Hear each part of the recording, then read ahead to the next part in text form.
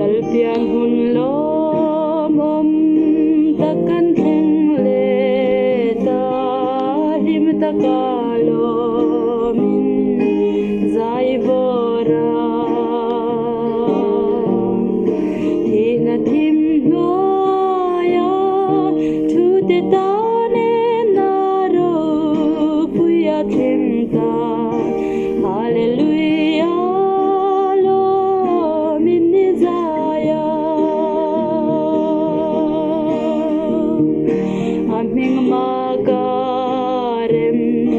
ruatulal pa jatuan parem lal ropuyani aramin kinni anei lovang azau zelang cha tuan kheng poi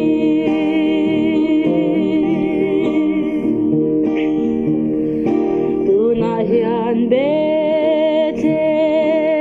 kholam ma chuan rin na in thokin balengi la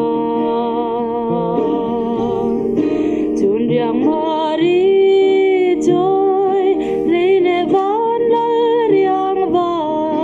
ya kan huang kan nei ro thil zong zong i pe a amning magarem ruatulal pa jatuan parem lal ropuyani aramin kinni anei lovang azau zelang cha tuan thleng poi rinin ka han thira ka chungwa na kwarem na lal fa pa lo piani jua then na zayan rem an amoy thang kok chuan khobel zong le ka chung thang van sam khia horbe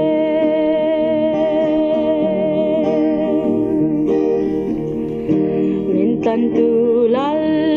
ber thar lo pia ma chu aming lal Krista Emmanuela Hosanna chung nung bera kyan ro puita kinom rose rem na thuleng se khobela hiya aming magarem ruatulal pa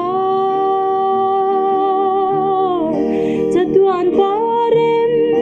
lal ropuyani aramin kinni anei lovang azau zelang cha